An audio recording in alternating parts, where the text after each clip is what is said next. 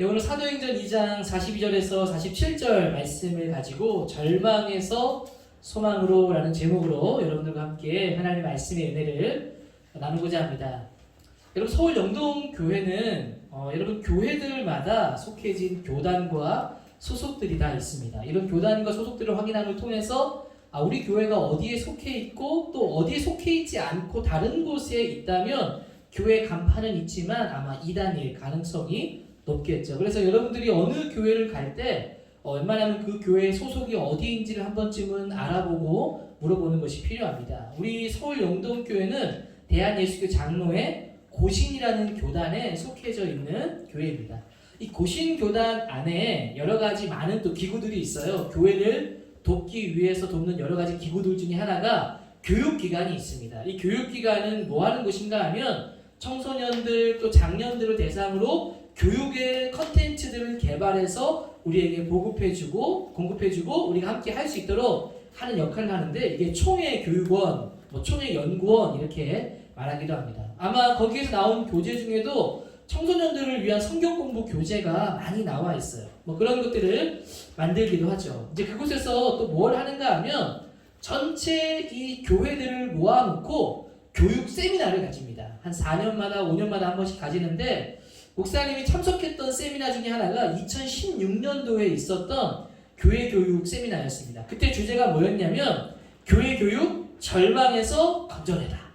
교회 교육이 절망 가운데 있다는 거죠. 거기에서 건져낼 수 있도록 큰 주제를 잡고 이 세미나를 통해서 교회 교육을 한번 다시금 일으켜보자 라는 취지로 이 세미나가 개설되게 되었어요. 경주에서 한 2박 3일 동안 진행된 것으로 기억하는데, 이 세미나 정원이 몇 명이었냐면 300명이 정원이었습니다. 이 300명이 한 그 경주에 있는 리조트 호텔 같은 곳에 모여서 이제 교육도 받고 강의도 듣고 나눔도 하는 장소였는데, 이 300명을 모집하는데 여러분 일주일도 안 남기고 나서 다 차버린 겁니다. 그리고 당일이 되었는데 무려 150명, 50%가 넘는 인원이 더 추가로 등록을 하게 돼서 그날 그 경주에서 모인 세미나 인원이 몇 명이었냐면 450명이 모이게 된 거예요. 그러니까 300명이 모이는 곳에 450명이 모이기 시작하니까 절반 넘게 많이 모인 거 아닙니까? 그러니까 숙박 시설이 여러분 한 방에 한 4명씩 자는데 숙박 시설이 150명이 더 오니까 굉장히 모자라게 돼서 추가로 막 숙박을 예약하고 다른 옆에 근처 호텔에 숙소를 잡아서 막 자기도 하고 식사도 150명이 더 추가되어서 모자라게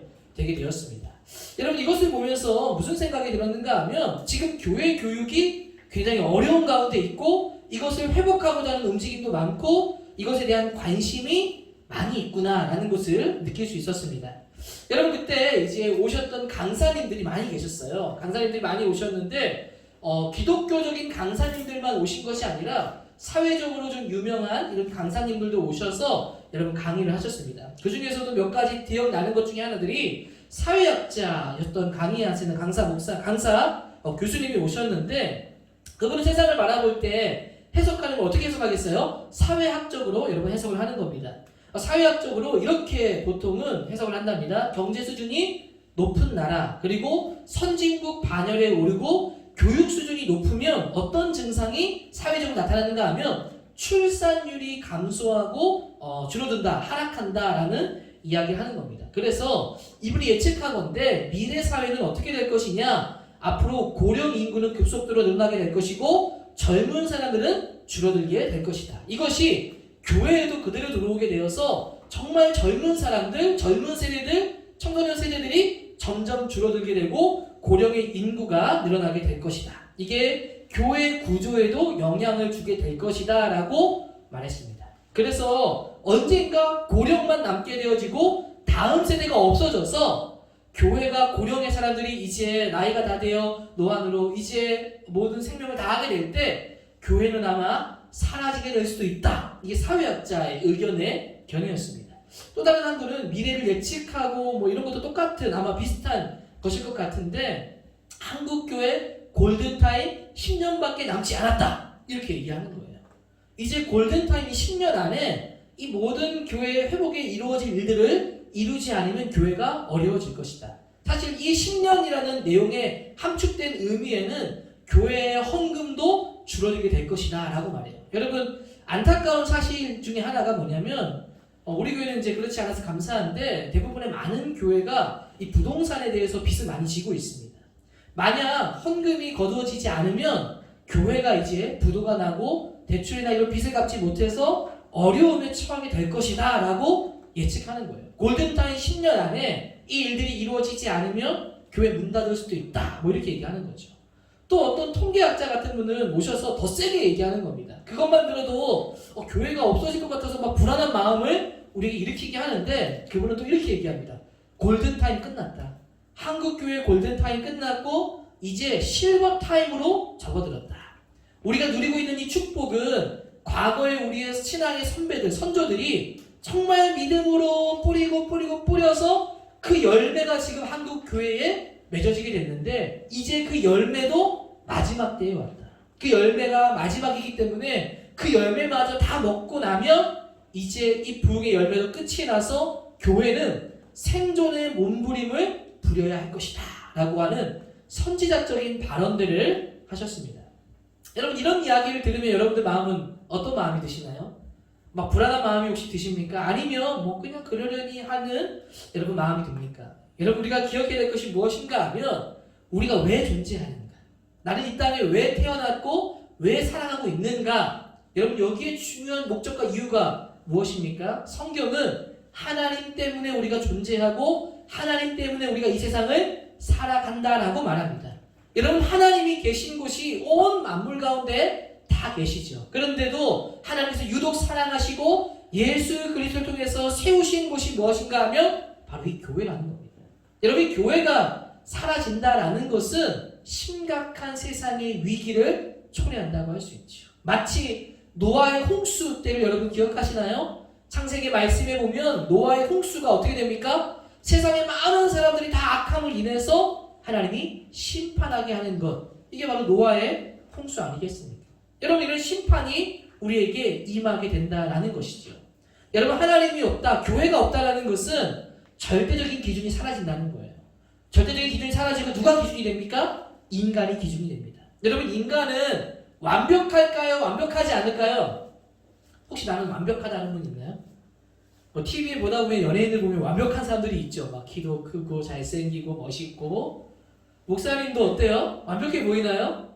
키 180 조금 안 되고 웃자고 한 얘기인데 너무 분위기가 여러분 완벽한 사람은 없어요. 완벽한 인간은 없습니다. 여러분 인간은요 탐욕이 많습니다. 교만과 야망이 많습니다. 죄의 시작도 바로 그런 교만의 불순종으로부터 여러분 시작되게 되었죠. 여러분 인간이 세상의 기준이 되고 다스리게 되면 여러분 어떻게 되겠습니까? 강자가 약자를 지배하는 세상이 될 겁니다. 더 많은 것을 소수가 소유하게 될 것이고 없는 사람은 더 얻게 되는 세상으로 만들어갈 거예요. 인간의 탐욕이 끝이 없기 때문이죠. 여러분 이것은 무법천지가 되는 세상입니다. 여러분 이것이 교회가 없는 세상이다라고 할 수 있을 겁니다. 그래서 우리는 이런 심각한 예측과 심각한 얘기를 들을 때 다시 불안감을 느껴야 돼요. 그리고 동시에 교회의 회복을 위해서 우리는 기도해야 하는 줄로 믿습니다. 여러분 그래도 감사한 것은 뭐냐면 그 세미나 기간 중에 이런 불안한 얘기들을 계속해서 들었어요. 교회 어떻게 될지 모른다, 어떻게 될지 모른다, 우울한 이야기만을 들었습니다. 그런데 그런 이야기만 들은 것이 아니라 이제 다 같이 모여서 함께 토론하고 그러면 어떻게 교회가 회복될 수 있을 것인가, 어떻게 교회가 교회 다음으로 나아갈 수 있을 것인가를 대안을 나누고 토론하면서 여기에서도 희망을 발견하고 소망을 발견하는 그런 시간들도 되었습니다. 그 중에서도 제가 굉장히 도전이 되어지고 굉장히 감동이 된 메시지가 있었어요.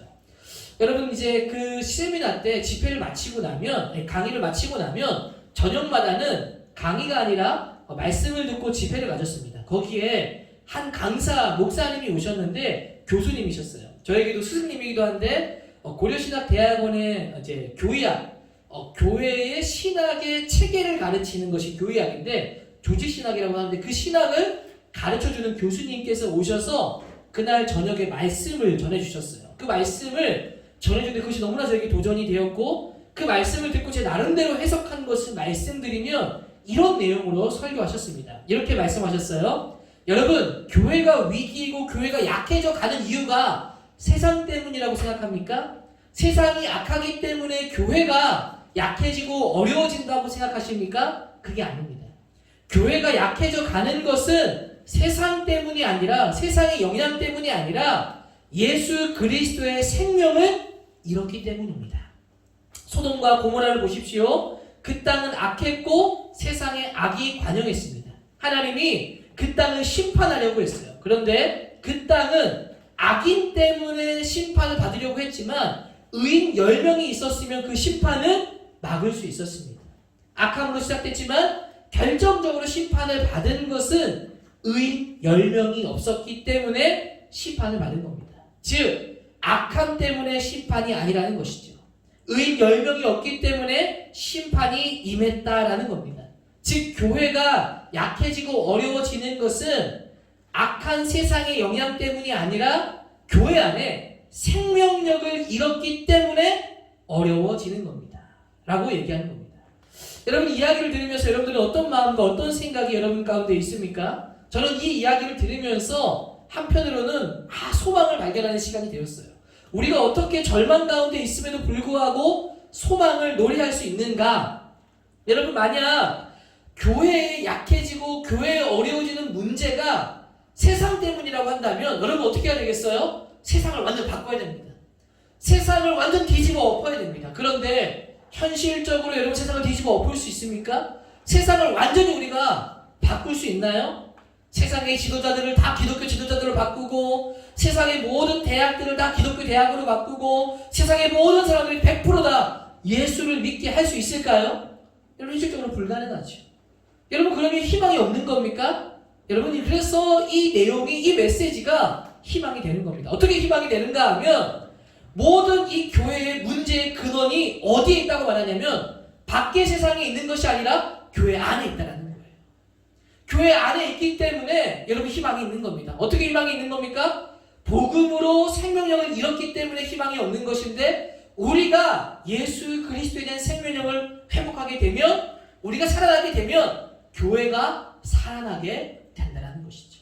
그러면 우리는 어디에 노력을 힘써야 되겠습니까? 바로 우리가 예수 그리스도를 확신하고 그 복음의 생명력을 얻는 일에 힘써야 된다는 겁니다. 그렇게 힘쓸 때 여러분 교회가 회복되어지고 결국 이것이 세상을 향해서 흘러가는 영향력이 되게 된다는 거예요. 여러분 우리 안에 예수 그리스도에 대한 소망이 확신이 있어야 된다는 거예요. 교회가 약해지는 것은 세상의 악함 때문이 아니라 우리 안에 예수님에 대한 확신과 생명력이 없기 때문이다라는 것이죠. 여러분 그러면 어떻게 우리가 생명력을 넘치게 흘려받을 수 있을까요? 어떻게 하면 내 안에 예수님에 대한 소망으로 가득 찰 수 있을까요? 여러분 이런 소망을 품어본 적 있습니까? 오늘 그 내용을 우리에게 보여주는 것이 바로 사도행전에 나오는 말씀이에요.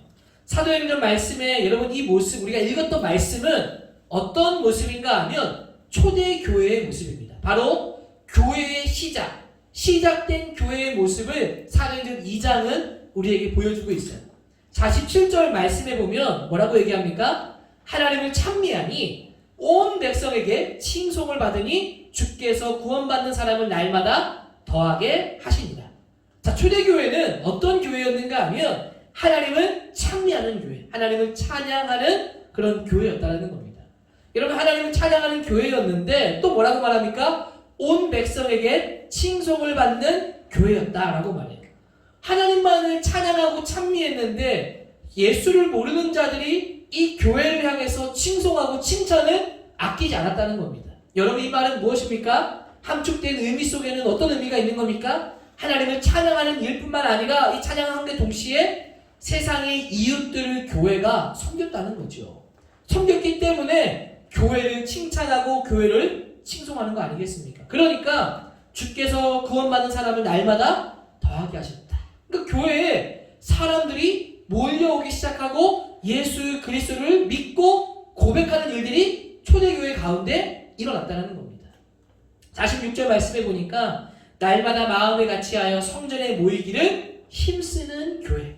여러분 모이기를 힘쓰고 함께하기를 힘쓰는 교회였다는 거예요. 이것만 보아도 여러분 이 초대교회의 모습은 생명력이 넘치는 교회였습니다. 자기 일만 기뻐하는 것이 아니라 온 백성에게 칭송받는 교회였다는 겁니다.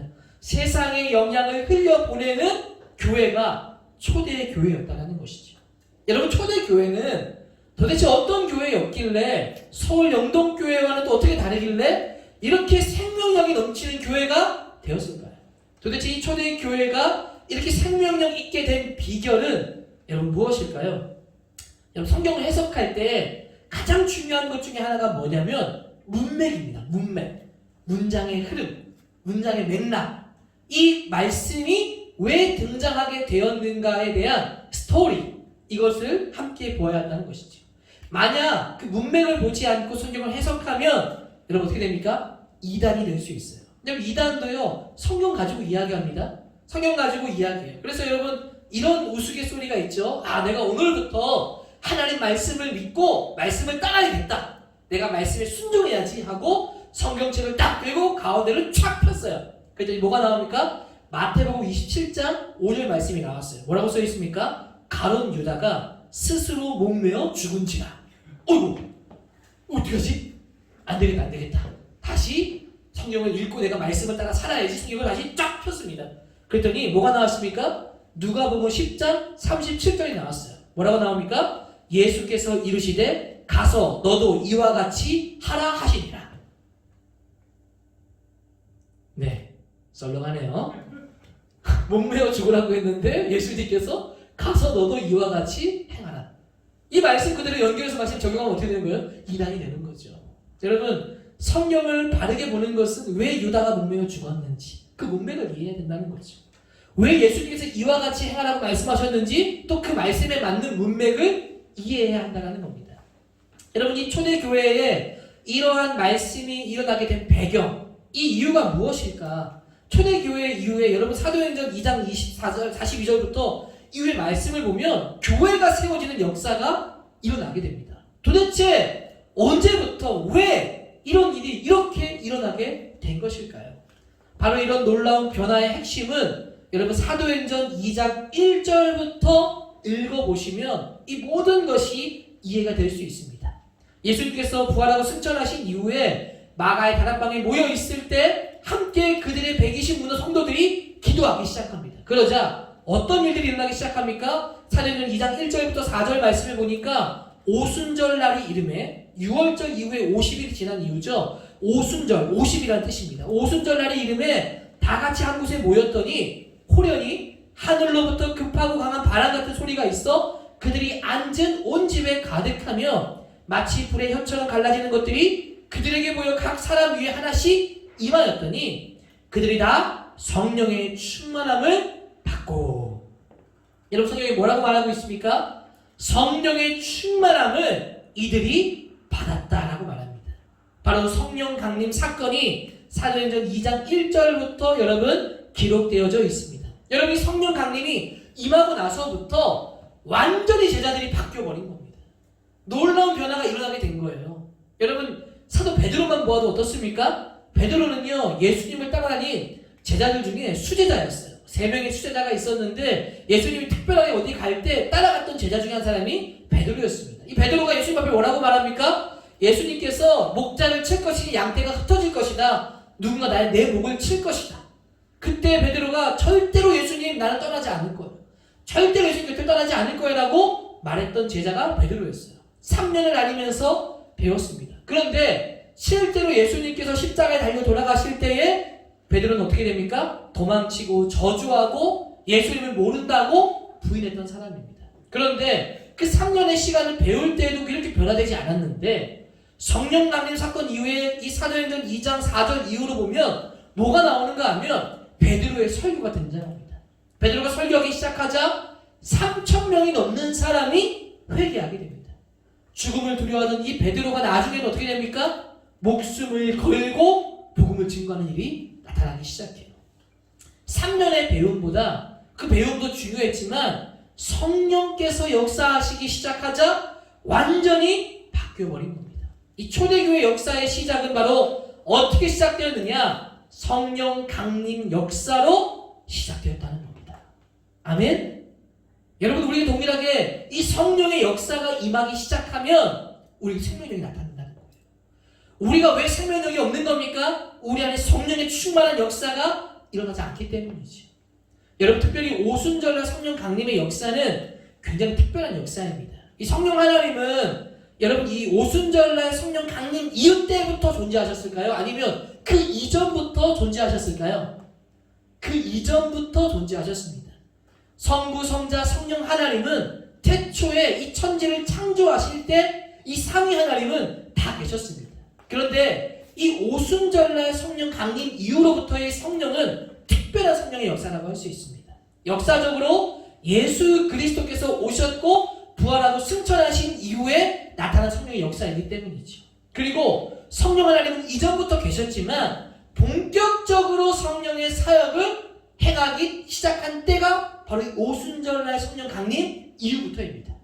바로 이 성령 행전, 사도행전을 그래서 성령의 행전이라고도 부르기도 하죠. 이 그리스도께서 여러분 성령의 역할이 어떤 역할을 하는가 하면 바로 성령의 충만을 경험하게 되면 성령은 부끄러움의 영이다라고도 하는데 성령은 자신을 드러내는 것이 아니라 예수 그리스도를 드러내게 됩니다. 내가 성령이 충만하면 뭐가 떠오르냐? 예수 그리스도의 보혈의 능력이 우리 가운데 나타나게 된다는 거예요. 여러분 성령은 그래서 사도 바울은 이런 말을 많이 합니다. 사도 바울이 성령의 영을 얘기할 뿐만 아니라 그리스도의 영을 함께 언급하기도 해요. 로마서 8장 9절에 보면 만일 너희 속에 하나님의 영이 거하시면 너희가 육신에 있지 아니하고 영에 있나니 누구든지 그리스도의 영이 없으면 그리스도의 사람이 아니니라. 오순절날 성령 강림의 역사는 그리스도의 부활의 영이 함께하는 성령의 역사라는 겁니다. 이 예수 그리스도가 오기 전에는 이 부활의 영이 함께하는 역사가 아니었다는 거죠. 그 이후에는 이런 특별한 한 번 일어난 사건으로 우리와 함께하는 이런 성령의 충만한 역사가 이제 지금 우리에게 우리 시대에 이루어지고 있다는 겁니다. 여러분 이런 성령의 충만함을 저는 여러분들이 사모하게 되기를 원합니다. 여러분 우리 안에 어떻게 이 성령의 역사하는 것을 우리가 알 수 있겠습니까? 여러분들 중에 혹시 예수님을 실제로 본 사람이 있나요? 예수님을 우리가 실제로 본 사람은 아무도 없습니다. 예수님께서 어떤 일을 행하셨는지, 어떻게 제자들을 돌보셨는지, 어떻게 죽었다가 살아났는지를 실제로 본 것은 없고 우리는 오직 성경을 통해서 그를 통해서만 전해 듣고 알게 되었어요. 그런데 여러분 우리는 우리 것을 실제로 보지 못했지만 그것을 믿고 있습니다. 여러분 이것을 믿을 수 있게 되는 것이 무엇입니까? 그냥 내 지식으로 믿는 겁니까? 그게 아니라는 거예요. 어떻게 이것을 믿고 우리가 온 마음을 다해서 이것을 따를 수 있는 겁니까? 이것을 알게 하시고 깨닫게 하시고 보게 하는 분이 누구냐면 성령 하나님이라는 거예요. 여러분 지식이 많다고 해서 성령을 이해하는 거 아닙니다.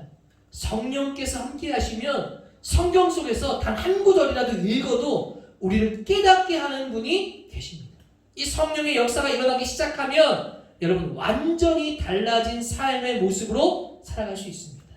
내가 이전에 내가 정말 힘들던 죄의 모습이 있다면 성령께서 우리 가운데 역사하기 시작하면 그 죄 끊어버릴 수 있다는 거예요. 내 삶의 모습에 잘못된 것이 있는데 성령께서 내 안에 역사하시면 그 능력이 우리에게 주어진다는 겁니다. 여러분 공부하는 학업과 지혜도 마찬가지입니다. 지식의 근본이 어디에 있다고 말합니까? 하나님께 있다는 거예요. 하나님이 주시지 않으면 재능과 지식과 능력도 아무 소용이 없다는 겁니다. 그 능력을 어떻게 우리에게 부어주시고 소망을 주시는가? 성령의 능력을 통해서 우리에게 여러분 부어주신다는 겁니다. 여러분 이런 성령의 충만함을 우리가 사모하면 성경 하나님께서 뭐라고 말씀하는가 하면 이 모든 것을 너희에게 주실 것이다. 성령을 너희에게 주시지 않겠느냐라고 말합니다. 저는 여러분들이 이런 성령의 충만함을 사모하게 되기를 바랍니다. 특별히 우리에게 정말 희망적인 것은 무엇인가 하면 앞서 아까 말씀드린 그 박영돈이라는 교수님께서 성령론을 전공하셨어요. 그분이 쓴 책이 있는데 책 제목만 보아도 은혜가 있습니다. 책 제목이 뭐냐면 성령 충만 실패한 이들을 위한 은혜. 여러분 이 책의 내용의 핵심은 무엇입니까? 성령의 충만함은 누구에게 주어지느냐? 나 잘해요. 나 잘났어요. 나 하는 것마다 다 잘 돼요. 이런 사람에게 주어지는 게 아니라는 거예요. 하나님 나는 왜 이렇게 부족하죠? 하나님 나는 하는 일마다 왜 이렇게 연약하죠?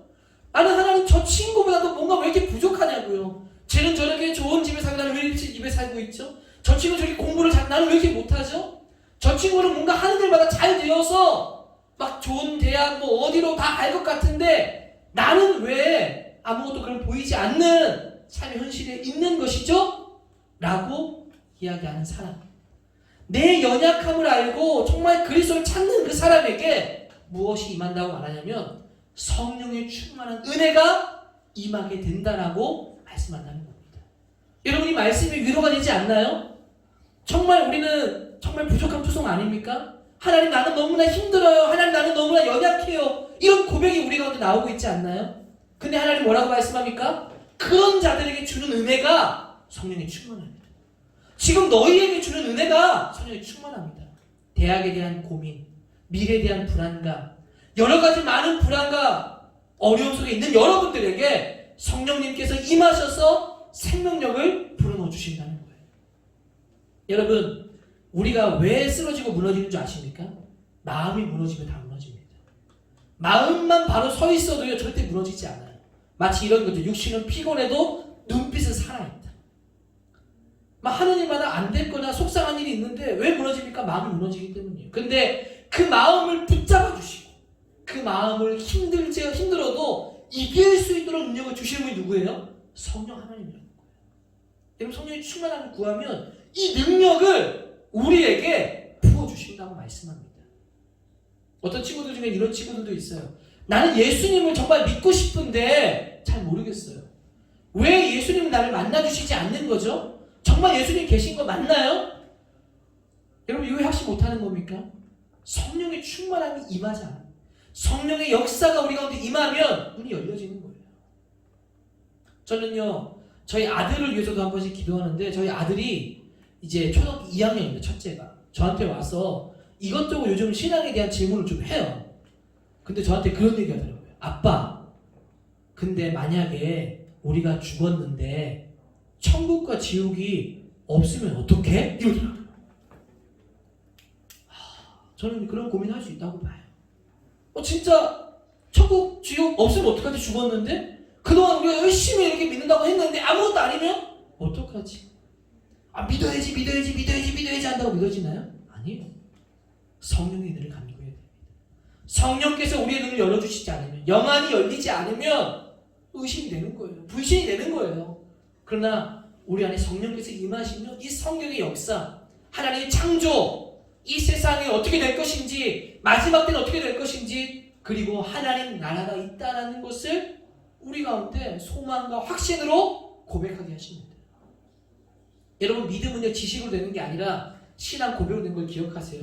고백하고 믿으니까 성경이 보이기 시작하는 겁니다. 왜 내가 이걸 이해해야지 해야 믿는다는 게 아니라는 거예요. 고백과 동시에 지혜가 열리고 눈이 열리고 말씀이 우리 가운데 다가오기 시작하는 겁니다. 저는 오늘 말씀을 통해서 이런 성령의 충만함을 여러분 사모하게 되기를 바랍니다. 앞서 이야기한 것처럼 교회는 위기입니다. 교회는 어려움에 있습니다. 특별히 청소년 여러분들이 굉장히 신앙에 대해서 무관심한 것이 심각한 위기예요. 신앙에 대한 관심이 너무나 현저하게 떨어져 있고 영혼에 대한 관심이 없어요. 오직 세속의 성공에만 관심이 많은 것이 우리의 모습입니다. 여러분, 이건요, 영적인 심각한 위기에 있다라고 해도 과언이 아닙니다. 여러분들이 세대가 됐을 때 교회가 정말 어떻게 될지 몰라요. 그렇다고 하나님이 사라지는 건 아닙니다. 여전히 하나님 존재하시며 하나님들이 행하고 계실 것입니다. 여러분, 저는요, 우리가 이러한 교회 회복의 소망을 위해서라도 정말 성령의 충만함을 사모하는 여러분 되기를 원합니다. 정말 예수님을 제대로 알기를 정말 원하는 마음을 가지고 계신가요? 저는 그런 마음을 여러분들이 가지게 되기를 원해요. 정말 성령의 충만함을 사모하고 이 세상에 소망이 없다라고 말하는 곳에 여러분들이 소망이 되어지고, 여러분 성령이 충만하여서 이 세상에 영향을 받는 것이 아니라 교회 생명력을 통해서 영향을 흘려보내는 우리 모든 고등부 학생들 되기를 주의 이름으로 축복합니다.